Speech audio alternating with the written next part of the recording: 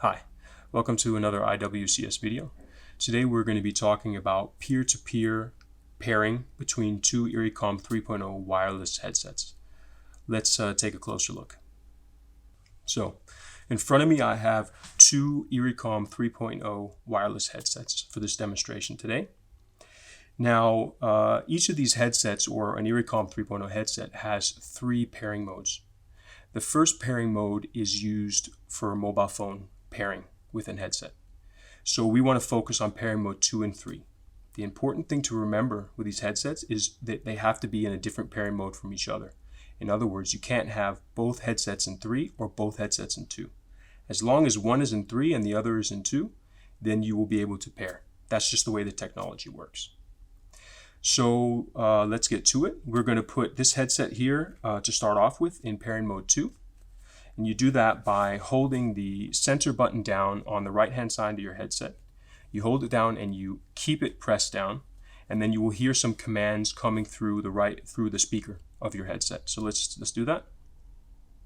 Power on, battery medium. Power on, battery medium. 1. 1, that means pairing mode 1. Keep the button down. 2. 2, now it's in pairing mode 2. I let go of the button. This headset will now be blinking blue light at the bottom, which means it is ready to be paired. So let's start its partner off. Do the same thing, center button, hold it down. Power on, battery medium. 1. 1. 2. 2. 3. That's 3. Let go of the button. And again, this will also be blinking blue. Now you want to listen for the command telling you that your headset is paired with the other.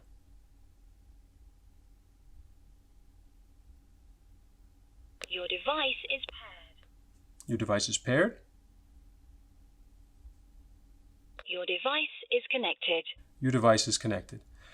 Basically, that means now that these two headsets are in peer-to-peer